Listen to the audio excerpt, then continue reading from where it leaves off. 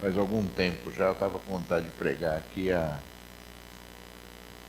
palavra do filho pródigo, né? E sempre, quando eu estava disposto a pregar essa palavra, sempre aparecia outra, né? E a gente acabava ministrando a outra palavra, né? E hoje não, né? Essa semana, Deus, ele falava muito comigo a respeito de uma situação que acontece diversas vezes nas igrejas, né? E com diversas pessoas, né? E Deus me deu um sentimento muito profundo em relação a isso durante essa semana, né? E eu meditando na palavra do Senhor, percebi assim, por que eu estava querendo ministrar a palavra do filho pródigo, né? Porque o Senhor tem coisas a falar conosco muito profundas a respeito da qualidade da nossa vida espiritual, né? Para que você talvez possa até anunciar essas coisas e você estar vigilante em relação àquilo que Deus vai falar aqui esta manhã, né? Principalmente aqueles, né, que têm pessoas ao seu redor que têm uma vida, né, que já conhecem ao Senhor, que têm uma vida cristã supostamente boa, né? Mas vamos ler. Livro de 2 Pedro, capítulo 2, versículo 1. Assim como surgiram falsos profetas no meio do povo, também haverá falsos mestres entre vocês. Eles introduzirão heresias destruidoras, chegando a renegar o soberano Senhor que os resgatou, trazendo sobre si mesmos repentina destruição. E muitos seguirão as suas práticas libertinas, e por causa deles o caminho da verdade será difamado. Versículo 15. Tendo abandonado o reto caminho, desviaram-se e seguiram pelo caminho de Balaão, filho de Beor, que amou o pagamento pela injustiça. Mas ele foi repreendido pela sua transgressão. Um animal de carga mudo, falando com voz humana, refreou a insensatez do profeta. Esses tais são fontes sem água, névoas levadas pela tempestade, para os quais está reservada a mais profunda escuridão. Porque falando com arrogância palavras sem conteúdo, enganam com desejos libertinos de natureza carnal aqueles que de fato estavam se afastando dos que vivem no erro. Prometem-lhes a liberdade quando eles mesmos são escravos da corrupção, pois aquele que é vencido fica escravo do vencedor. Portanto, se depois de terem escapado das contaminações do mundo, mediante o conhecimento do Senhor e Salvador Jesus Cristo, se deixam heredar de novo e são vencidos, e o seu último estado se tornou pior do que o primeiro. Pois teria sido melhor que eles nunca tivessem conhecido o caminho da justiça do que, após conhecê-lo, voltar atrás e se afastar do santo mandamento que lhes havia sido dado. Com eles aconteceu o que diz certo provérbio muito verdadeiro: o cão volta ao seu próprio vômito e a porca lavada volta a rolar na lama. Aleluia. Somente até aqui. Filho de Deus, meu Senhor, Deus Todo-Poderoso, Deus fiel, Deus verdadeiro, Deus que tudo pode, que tudo faz, Deus que alimenta as nossas almas, Senhor, com o poder da Tua palavra, Senhor. Então nos alimenta agora, Senhor, com as palavras que saem da Tua boca, Senhor da glória. Porque conforme diz a Tua palavra, Senhor, não só de pão viverá o homem, mas de toda a palavra que sai da boca de Deus. Então, Senhor, nos enche, Senhor, ó Deus, então, Senhor, fala conosco, então abre os nossos olhos, amolece os nossos corações, abre os nossos ouvidos, Senhor. Fala, Senhor, eu te peço à Tua igreja, Senhor, Edifica-nos novamente, Senhor, mais uma vez, Senhor, para a glória do Teu santo nome, Senhor. Pai, pela Tua misericórdia, Senhor, toca nos meus lábios agora, Senhor. Oh Deus, toca na minha mente, Senhor, Pai. Oh Deus, toca nas minhas emoções, Senhor, Pai. Que eu esteja agora, Senhor, completamente, Senhor, envolvido pelo Teu Espírito Santo, Senhor, para falar daquilo que vem do Teu coração, Senhor. Então move os meus lábios, Senhor. Em nome de Jesus eu te peço, Altíssimo. Nos ajuda agora, Senhor. Em nome de Jesus. Amém. Graças a Deus. Deus seja louvado, seja exaltado e seja glorificado para todos sempre. Aleluia. Irmãos amados, eu, no decorrer da minha vida espiritual, da minha vida ministerial, tem uma palavra assim que sempre me deixou preocupado em relação àquilo que a gente faz em nome de Jesus. Aquela palavra que diz que quando um espírito imundo sai de uma pessoa, quando um demônio sai de uma pessoa, ele anda por lugares áridos, lugares desertos, e a Bíblia diz que ele quer retornar da onde ele saiu. E a Bíblia diz que ele volta. Se ele encontra a casa vazia, varrida, disponível, ele volta e volta com mais 7 demônios. E ali a Bíblia diz, o próprio Senhor Jesus relatou esse fato. O Senhor Jesus disse que o estado daquela pessoa é muito pior do que quando ela tinha ali somente um demônio dominando a sua vida. E nós, irmãos, você que está aqui hoje, você não pode... Nós cantamos louvores aqui, nós exaltamos o nome de Deus, nós glorificamos ao Senhor, nós temos vontade, de entregar verdadeiramente a nossa vida ao Senhor, que o Senhor conduza a nossa vida, mas ao mesmo tempo, aqueles que são servos de Deus têm que ter discernimento espiritual e entender que existe um mundo espiritual e que Satanás e seus demônios atuam para tentar destruir, arrancar, seduzir e fazer com que a vontade dele, que é o príncipe deste século, aconteça. Não é? Então existe uma força contrária tentando destruir aquilo que Deus construiu ou aquilo que Deus está construindo nas vidas. Isso não pode ser assim negligenciado, isso não pode ser esquecido pelas pessoas que entregaram a sua vida ao Senhor, porque a nossa vida é uma luta constante, tentando o quê? Tentando ser nós tentando ser melhores para Deus e evitando o quê? Que nós incorramos em erros e em pecados. Eu sempre fiquei atento também, irmãos amados, a uma palavra que diz que o Senhor, ele... quando encontra uma pessoa que se desviou do caminho do Senhor, existem circunstâncias que o retorno ele é impossível por conta das atitudes praticadas pela pessoa e por conta ali da pessoa ter já conhecido o Senhor Jesus, ter se desviado dos caminhos do Senhor e ter ali crucificado o Senhor novamente, através do seu retorno à vida mundana que estava ali à sua mercê e à sua disposição, e a Bíblia diz que a volta deste caminho é impossível. E essa palavra também me intrigou muito, porque obviamente, sempre me intrigou muito, porque obviamente, nós sabemos que o Senhor Deus, ele dá oportunidade a todos para que se voltem para Ele. E a conclusão que eu cheguei, irmãos, meditando na palavra do Senhor, é que, na verdade, as diversas pessoas que se desviam, as diversas pessoas que saem dos caminhos do Senhor, na verdade, elas nunca tiveram um encontro verdadeiro com o Senhor.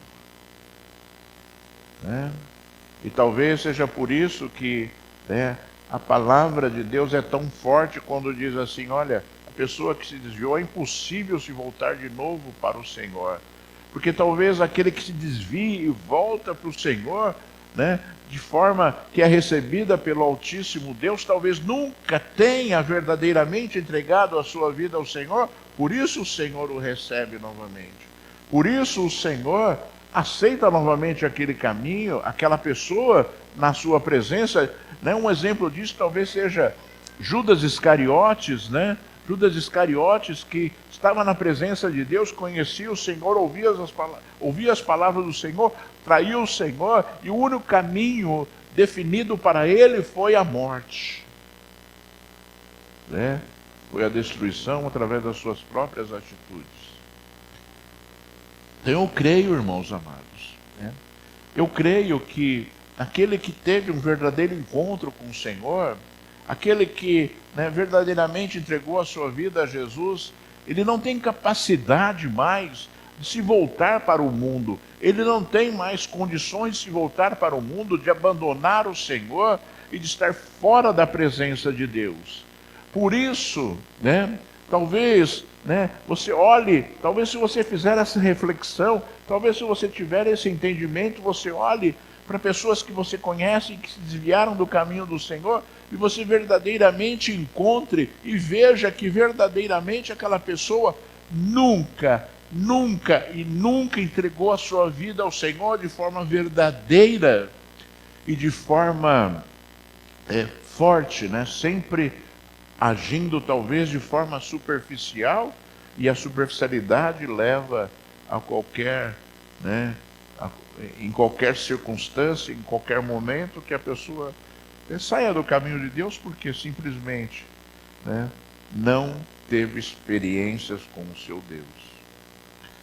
E é importante, sabe, você, né, identificar tudo isso e você discernir tudo isso para que, né, nós, como servos de Deus, não sejamos, como Pedro aqui falou, como aqueles falsos profetas que estavam no meio já da igreja de Deus na época ali, que Pedro vivenciava e escrevia essa carta, né? E que estão no nosso meio hoje, fazendo com que, Pedro usou uma palavra libertinagem, ou seja, que houvesse liberdade extrema para as pessoas praticarem qualquer coisa, e eram enganados e levados por por essa doutrina de liberdade, libertinagem, e se desviavam dos caminhos do Senhor, se afastavam dos caminhos de Deus, sendo levados ali, né, por uma influência que agradava o quê?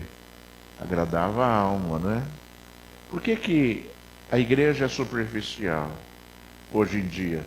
Que as pessoas estão pregando uma palavra que agrada a alma, né? Por que as pessoas hoje não têm, né, experiências com Deus, não têm dons espirituais, não ouvem a voz do Senhor durante as suas orações, não têm vontade de orar, não têm vontade de ler a palavra de Deus, não compreendem direito a palavra do Senhor, né? Por que as igrejas estão desta forma hoje em dia? Porque existe uma motivação para que isso aconteça. Porque existem pessoas pregando uma palavra agradável, pregando uma palavra, né, motivacional, pregando uma palavra, né, que supostamente traria as pessoas para terem uma experiência com Deus e exerceriam uma fé, mas, né, na verdade o que estão fazendo?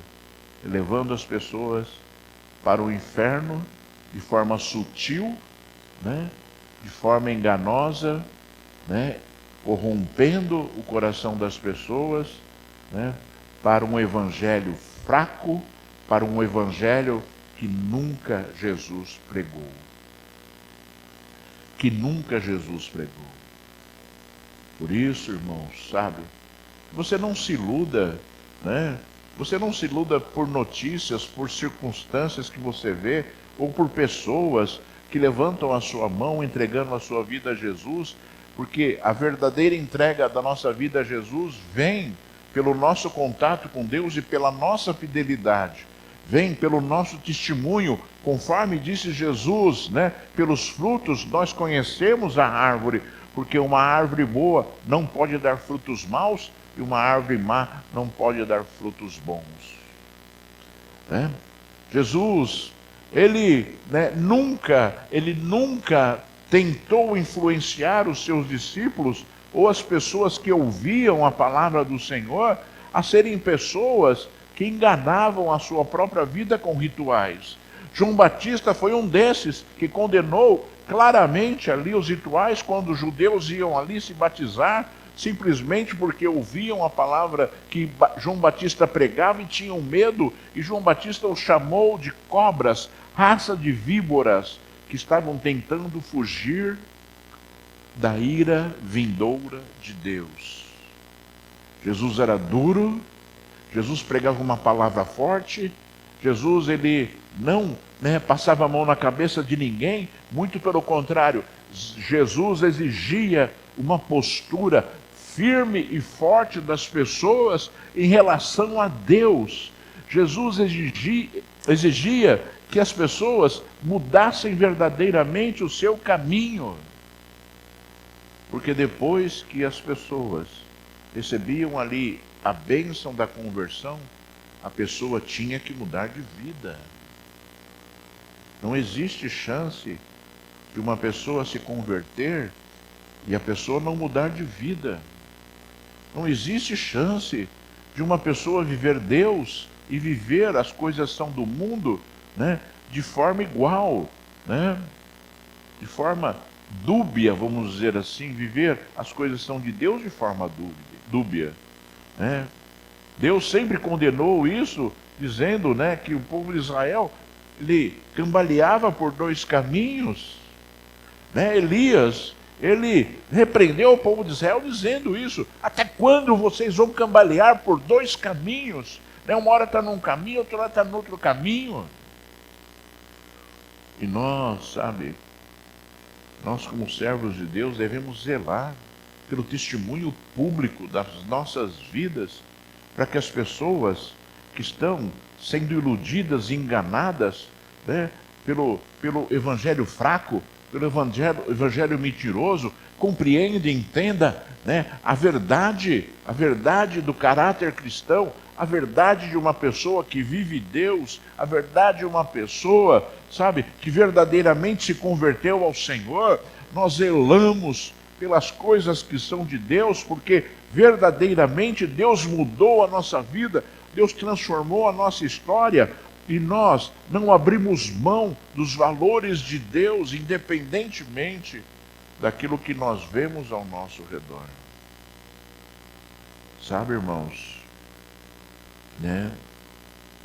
todas as pessoas, quantas pessoas nós já vimos na nossa vida ministerial que hoje estão distantes do Senhor, E o caminho é sempre o mesmo, ou quase sempre o mesmo, Primeiro mudam de igreja e depois perdem o rumo, E depois seguem um rumo, que é um rumo que não tem destino. É um navio à deriva, é um navio que não vai chegar a lugar nenhum, que está perdido no mundo, que está distante de todas as coisas. E você pode perceber uma pessoa que se desvia do caminho do Senhor, perde o rumo. Ele perde o rumo porque ele não tem mais ali os limites que Deus estabelece para a nossa vida, ele não tem mais a dependência de Deus para dirigir os seus passos, e aí ele começa a andar sem rumo, segundo um ritmo que o mundo dita. Porque o mundo dita e a sociedade dita rumos, irmãos. Nós devemos compreender que a sociedade dita rumos, Você que vive no Brasil, a sociedade aqui delimita, e faz com que as pessoas ajam de determinada forma, e obviamente esses rumos que são definidos pela sociedade são rumos que estão extremamente distantes de Deus, Extremamente distantes do rumo que Deus quer dar.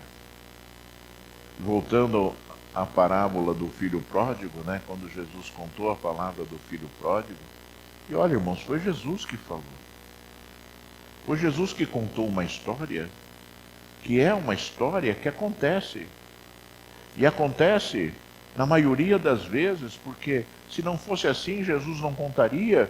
Então nós vemos e compreendemos que a pessoa que se desvia do caminho do Senhor, que sai da presença de Deus, ela se perde neste mundo.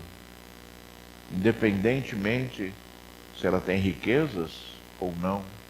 Porque muitas vezes a pessoa está tão perdida que ela tem uma tristeza profunda no coração, tem mágoas, os casamentos não dão certo mais. Você pode ver, irmãos. Faça uma análise, né?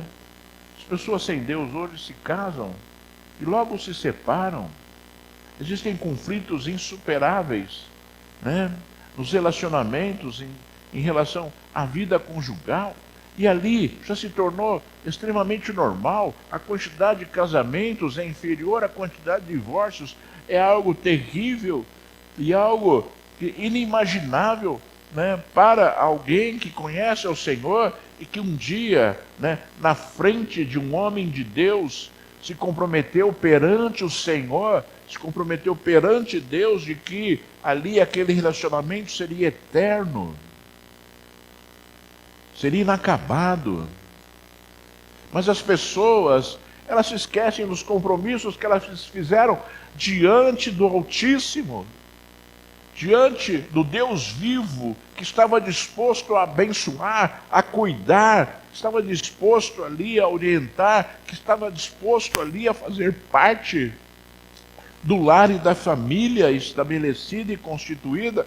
Se esquecem de tudo isso e vão viver aquilo que a sociedade prega, e vão viver aquilo que o mundo está pregando hoje, né?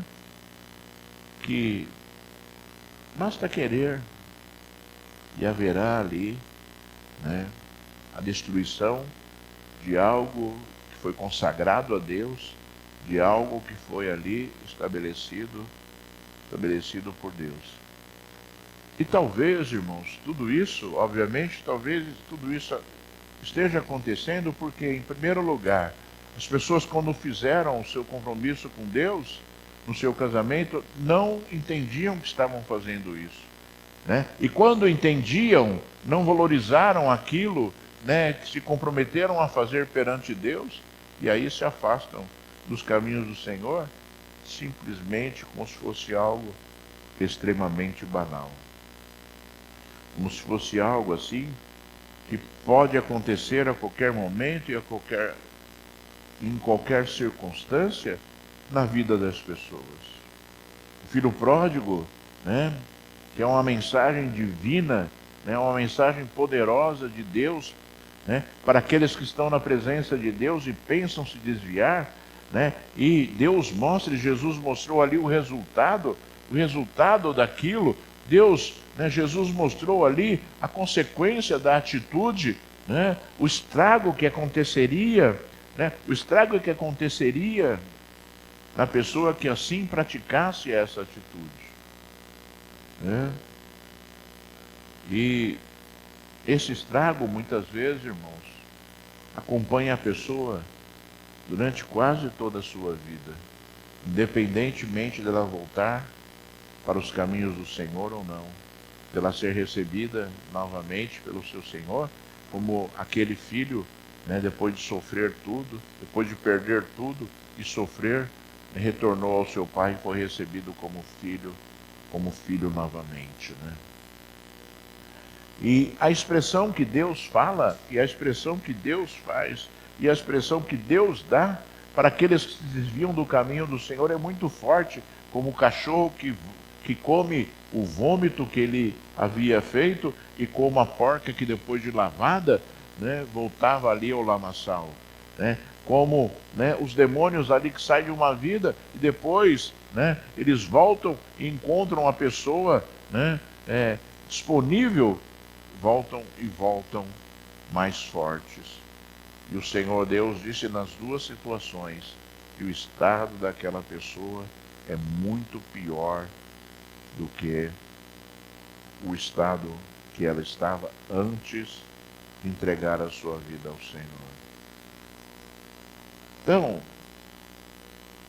nós olhamos para tudo isso, olhamos para essa história toda, e nós concluímos, irmãos, que é necessário que as pessoas tenham uma intimidade mais próxima com Deus, para que possam discernir e entender aquilo que está acontecendo ao seu redor, para que possam, para que possam verdadeiramente não sair da presença de Deus nas menores dificuldades ou menores lutas.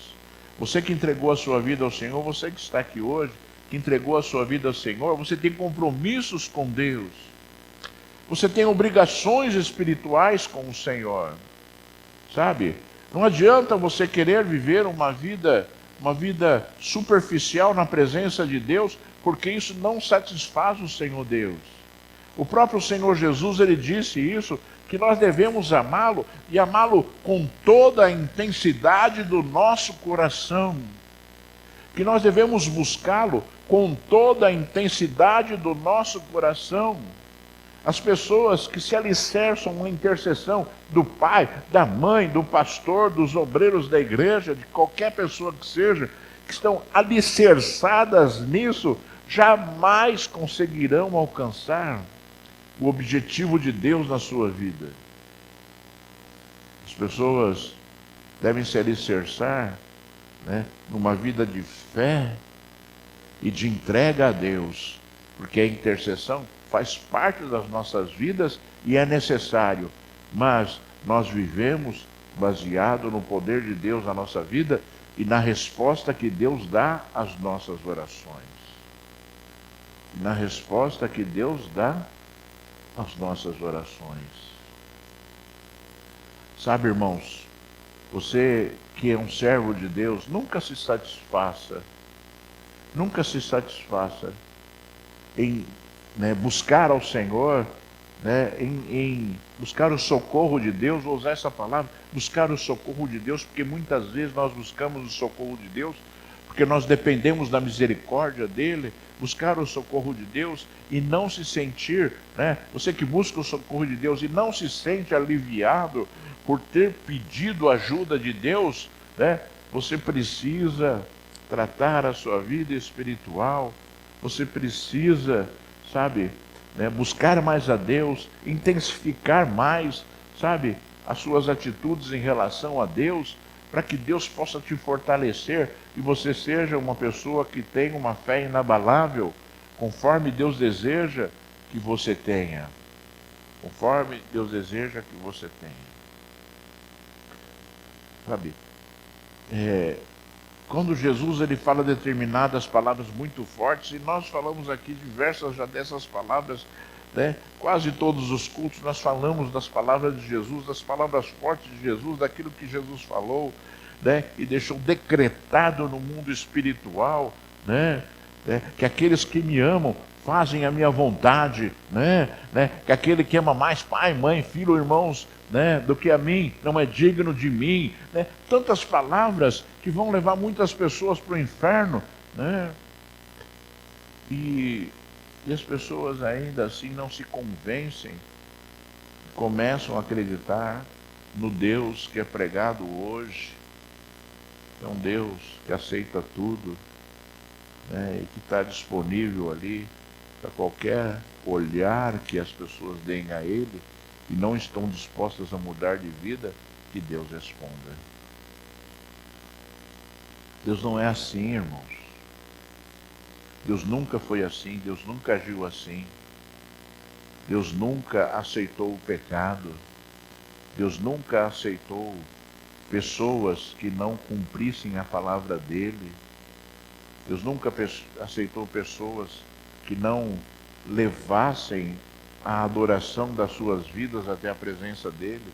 Um exemplo disso foi quando Deus estabeleceu os sacrifícios na época de Moisés, para que os sacrifícios ali representassem a adoração do povo. Deus mandou construir uma arca para que o povo acreditasse que ele estava junto deles. porque o povo era terrível, o povo era incrédulo, o povo vivia as coisas de Deus, mas era incrédulo. Então Deus tinha que usar de situações ali que ele criava para que a fé do povo fosse instigada e que as pessoas acreditassem no Deus vivo, num Deus que estava vivo. Então Deus, buscando o sentimento de adoração, estabeleceu os sacrifícios. Deus, buscando a fé, em acreditar que ele estava no meio do povo, mandou construir a arca.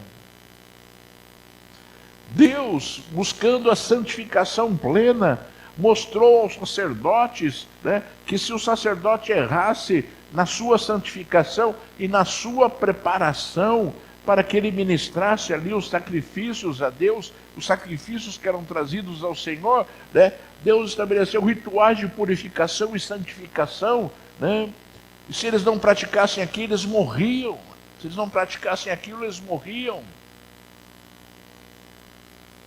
Os valores de Deus sempre foram estabelecidos e as pessoas perderam tudo isso no decorrer ali, da sua vida espiritual, principalmente o povo de Israel, até que veio Jesus para falar a mesma coisa, para pregar a mesma palavra, para pregar os mesmos valores, para ensinar as mesmas coisas, e ainda assim as pessoas estão vivendo como o povo de Israel vivia.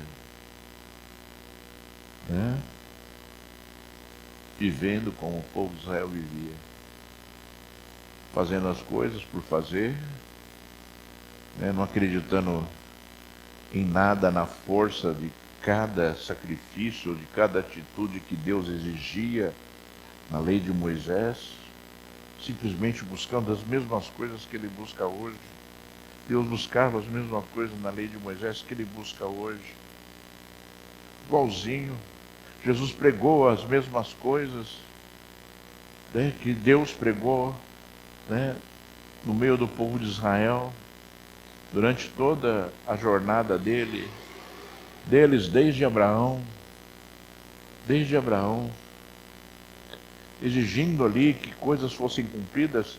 E você olha Abraão, o patriarca, o pai da fé, chamado na Bíblia de o pai da fé, e você olha para Abraão, até ele se tornar o pai da fé, ele duvidou muito, ele errou muito porque não teve fé, porque não acreditava, que uma palavra que Deus deu pudesse acontecer depois de 25 anos. Para você ver, irmãos amados, que é necessária a transformação, que é necessário nós olharmos para Deus, sabe, e colocarmos a nossa vida no prumo de forma espiritual, para que nós, sejamos grandes exemplos espirituais para as pessoas que estão, vivendo uma vida superficial. Você ouviu a notícia aí, provavelmente, a estatística do IBGE é que, os evangelhos estão se multiplicando de forma muito intensa no Brasil. E eu olho essa notícia com tristeza, ao invés de alegria, porque, sabe, a gente não está encontrando pessoas transformadas, a gente não está encontrando pessoas cheias do Espírito Santo, a gente não está encontrando dons, que as pessoas têm. A gente está encontrando no meio televisivo aí muita mentira, muita falsidade, muito engano, sabe? Eu me lembro, não sei se alguém conheceu aqui, porque obviamente eu já estou com alguns anos aí nas costas, o missionário Manuel de Melo, fundador da Igreja do Brasil para Cristo. Como esse homem era usado por Deus para fazer milagres. E qual era a palavra que ele pregava? Ele tinha programa de rádio, ele gravava LPs com a palavra. E qual que era a palavra que ele pregava? Arrependimento e salvação. Arrependimento e salvação. Arrependimento e salvação. Arrependimento e salvação. Aí hoje você ouve por aí, né? Minha linda, né? Hoje Deus vai te abençoar. Hoje Deus vai transformar a sua vida, minha linda, né? Deus tenha misericórdia, sabe? Deus tenha misericórdia, né? Transforma a sua vida e Deus vai te abençoar. Transforma a sua vida e Deus vai fazer tudo o que é necessário para você viver uma vida plena na presença de Deus, né? Por isso, sabe? Por isso que você não pode ser enganado. Você não pode ouvir os falsos profetas e dar crédito a eles. Porque o grande profeta de Deus é Jesus e as palavras que ele deixou. Porque Jesus veio para confirmar toda a palavra de Deus. Jesus veio para confirmar toda a palavra de Deus. Desde quando Deus profetizou que a serpente morderia o calcanhar do Senhor e ele pisaria na cabeça da serpente, esmagaria a cabeça da serpente. Desde esse momento, desde essa palavra profética, Deus vem confirmando e confirmando e confirmando toda a palavra que Deus deixou. Toda a palavra que Deus falou. Jesus é o grande profeta de Deus. Jesus trouxe uma mensagem de vida que nunca Deus pôde deixar tão claro, porque simplesmente era necessário que houvesse ali uma manifestação para que as coisas de Deus ficassem mais claras. E a manifestação foi a vinda de Jesus ao mundo. A grande mensagem de Deus, ela jamais poderia ser compreendida de forma plena sem Jesus vindo à terra. Sem Jesus vindo à terra, para que ele pudesse falar e anunciar a grandeza de Deus e a misericórdia de Deus e o amor de Deus através da sua própria vida. Eu olho assim, as coisas são de Deus, né?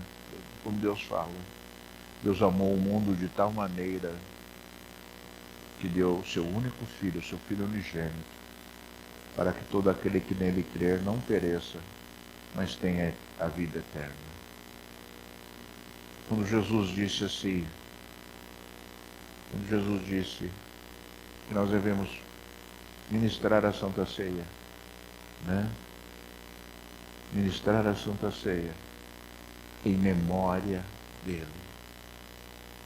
Ele falou assim, façam isso em memória de mim. É impossível,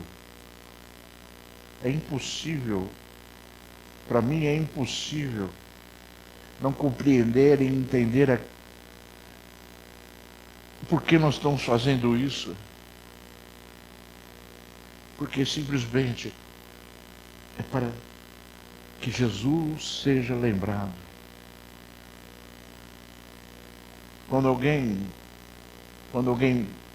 antes de morrer fala assim, olha, façam isso para que eu seja lembrado. Façam isso para que eu seja lembrado. E aí a pessoa vai lá e faz todo ano determinada coisa, e faz, né? todo tempo, né? Todo mês, toda semana, sei lá quanto tempo lá, a pessoa que antes de morrer falou, a pessoa fala, e as pessoas fazem, que pediu, antes da morte pediu para que ele fosse lembrado. Para que ele fosse lembrado. Jesus falou a mesma coisa, façam isso em memória de mim. Quando eu leio essa palavra, eu não consigo não vir aqui cheio, mas cheio da vontade de ministrar essa celebração, mas cheio da vontade, né, de me alimentar com o corpo e do sangue do Senhor, né, porque eu estou lembrando aquilo que Jesus é, aquilo que Jesus fez, eu estou lembrando tudo aquilo que Jesus falou numa ministração.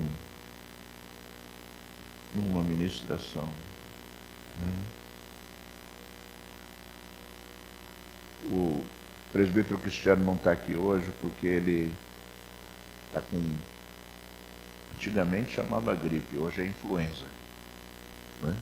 Antigamente era gripe, hoje é mais chique, né? Influenza. Está com influenza e estava com medo de passar para alguém, então ele não está aqui. Aí eu dei uma palavra de bênção para ele e depois eu comecei a pensar na palavra que eu ia pregar hoje. Eu comecei a agradecer a Deus, agradecer a Deus, agradecer a Deus. Falei, Senhor, que privilégio pregar a Tua palavra, que privilégio falar de Ti, Senhor, que privilégio. Eu comecei a agradecer a Deus, falei, Senhor, né, que alegria poder pregar a Tua palavra quando eu não ia pregar.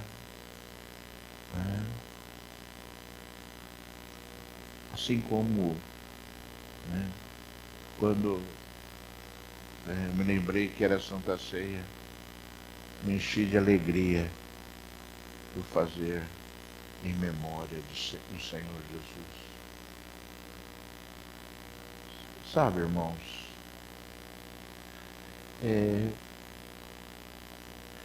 às vezes eu não sou ninguém, né? Talvez eu seja assim uma pessoa que precisa melhorar muito ainda para Deus. Mas quantas coisas eu sinto que eu gostaria que todos sentissem. Quantas coisas, sabe, eu sinto em relação a Deus, né? Eu gostaria que as pessoas também sentissem. Que são coisas muito fortes. Não que eu seja perfeito, talvez eu tenha que sentir muito mais isso, e pessoas que foram usadas por Deus já sentiram muito mais do que eu. Mas tem coisas, sabe, que as pessoas precisam sentir. Nossa vida não pode ser uma vida normal em relação a Deus. Nossa vida não pode ser uma vida, né, banal em relação a Deus. A gente tem que sentir a força de Deus e a profundidade de um sentimento em relação a Deus. A gente tem que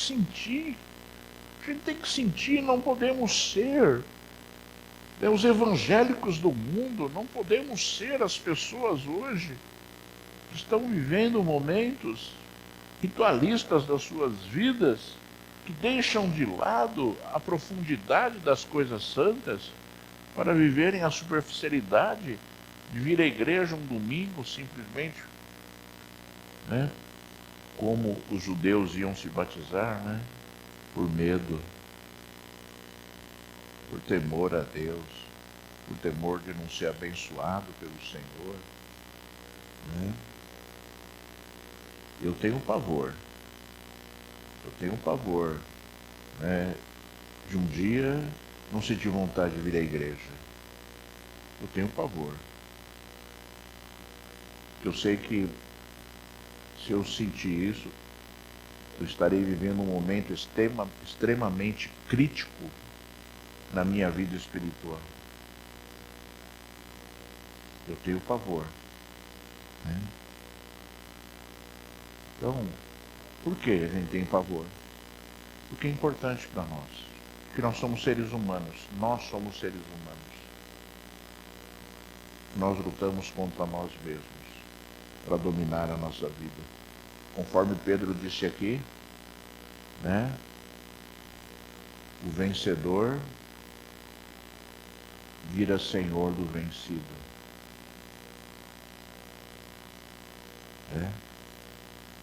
Porque na verdade o vencido é o derrotado. Quando você é vencido, você foi derrotado. E quando você foi derrotado, você deixou de viver a vitória de Deus. Porque Deus sempre vence. Deus sempre vence.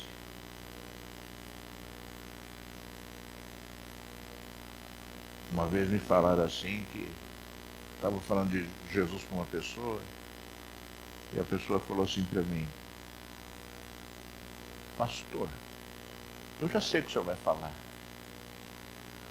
É aquela luta do bem e do mal, né? A luta do bem e do mal, a luta do bem e do mal. Né? Um querendo vencer o outro. Eu falei para ele assim, olha, você está enganado. Não existe luta do bem e do mal. Porque o bem já venceu o mal. Não existe essa luta. Essa luta que você está falando é uma invenção do diabo. Porque Jesus já venceu. Porque Deus jamais será derrotado. Né? Deus jamais será derrotado. Então, se nós entregamos a nossa vida ao Senhor Jesus, não existe luta que vença nós. Porque Satanás já está julgado e condenado, conforme diz o livro de Romanos, né? Ele já está debaixo dos nossos pés. Ele já está debaixo dos nossos pés. E as pessoas ficam aí lutando e lutando, né? Achando, né, que existe essa situação específica e que um dia Deus pode perder essa luta, né? É uma situação terrível de falta de conhecimento do Deus que nós vivemos. O homem, ele foi criado por Deus e a palavra de Deus nos garante a vitória sobre todas as coisas, sobre o diabo, sobre os seus sentimentos, sobre a sua tristeza, sobre a sua angústia. Nós vencemos todas elas, porque simplesmente Deus está conosco, e se Deus está conosco, nada pode dominar a nossa vida a não ser o nosso Deus. Nem nós mesmos, nem a nossa alma, e muito menos aquele desprezível que já está condenado e fadado à destruição. Ninguém vence o nosso Deus. E se Deus está contigo, o que vai acontecer? A tua vitória. Porque ninguém vence o nosso Deus, sabe? Então sinta alegria neste momento, sinta alegria quando você for receber ali, comer do pão e tomar do suco, sinta alegria. Fala, né? Fala para o Senhor, né? Senhor, eu lembro de Ti. Se você estiver comendo pão, Senhor, eu lembro de Ti. Eu lembro de Ti. E se você lembra do Senhor, você não lembra só neste momento. Você lembra durante as suas orações, você lembra durante toda a sua vida. Para a glória do Deus vivo. Para a glória do Senhor Deus Todo-Poderoso, sabe? Para nós encerrarmos, irmãos, sabe, Na reunião de terça-feira de oração na minha casa, a irmã Neide terminou a oração, ela chegou para mim assim e falou: pastor, muito obrigado por abrir a sua casa, né? Para que nós tivéssemos esses momentos aí na presença de Deus, né?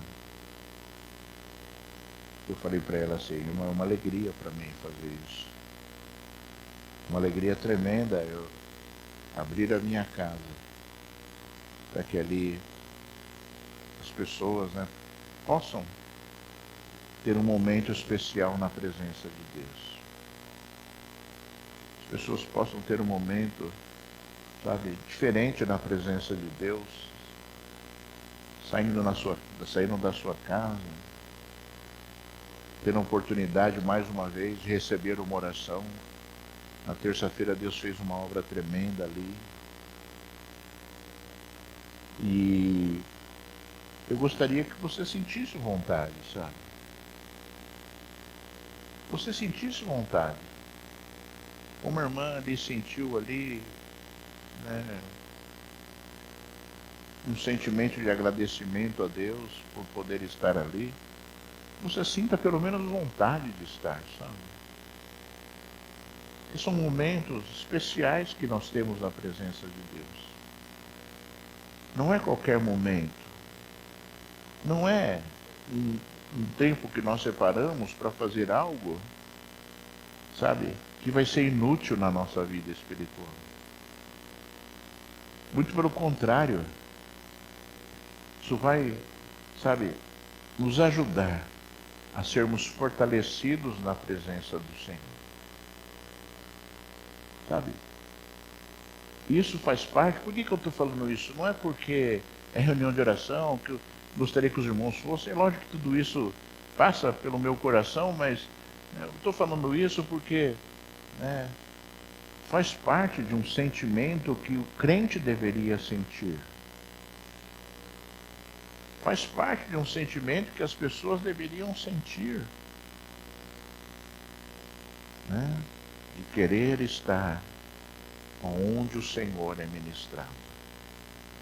De querer estar onde nós sabemos que nós vamos nos encontrar com Deus.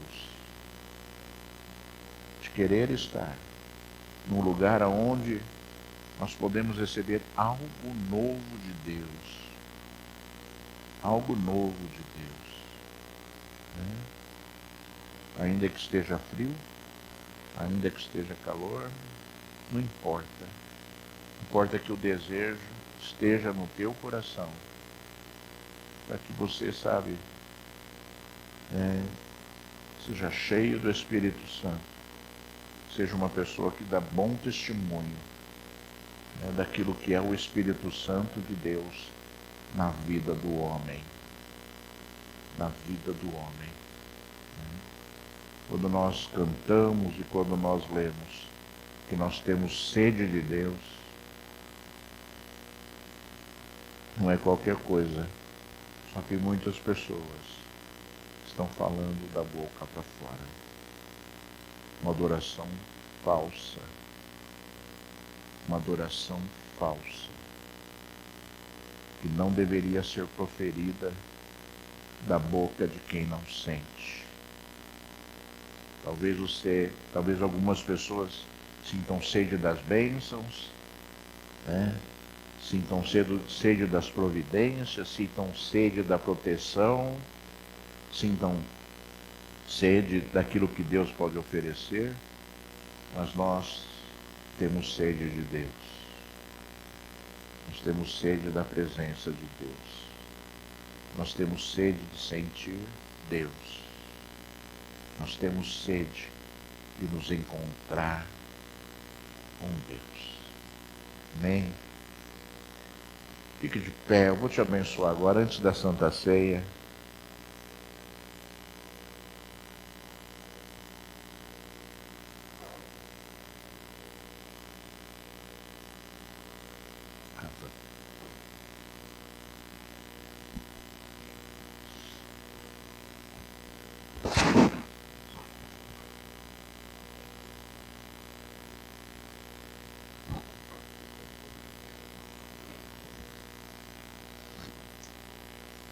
Feche seus olhos agora. Deus Todo-Poderoso, Labalabaxeia, Suribicanda, Robicanda, Labaxeia, Surianda, Rebicanda, Lalamanás. Senhor Deus, em nome de Jesus, Senhor. Oh, Senhor, invocamos o Teu santo nome, Senhor, para mais uma vez proclamar aqui o Teu poder e a Tua graça sobre estas vidas, Senhor. Vem sobre elas, Altíssimo Deus. Vem sobre elas, Senhor, derrama Teu óleo precioso. Derrama a Tua unção santa, Senhor. Derrama, Senhor, Pai, oh Deus, a Tua graça mais uma vez sobre cada vida que aqui está, Senhor. Fortalece esse povo, Senhor. Abre, Senhor, da glória, Pai, oh Deus, os ouvidos, a mente, Senhor, e o coração, Senhor, oh Senhor, deste povo, para que sejam fortes, Senhor, diferentes, Senhor, de toda a terra, daquilo que nós vemos hoje no mundo, Senhor. Oh Deus, abala as estruturas mais uma vez, Senhor, exorta o Teu povo, exorta a Tua igreja, exorta estas vidas, Senhor, de toda a terra, Pai. Oh Deus, oh Senhor, Pai, a serem cheias do Espírito Santo, Senhor, a serem cheias do Teu poder, Senhor, a serem cheias da Tua graça, Altíssimo Deus, Pai. Glorifica o Teu nome, Senhor, sobre cada vida que aqui está, meu Senhor, em nome de Jesus, em nome de Jesus Cristo, o Filho de Deus, nosso Senhor e nosso Salvador. Aleluia, graças a Deus. Deus seja louvado.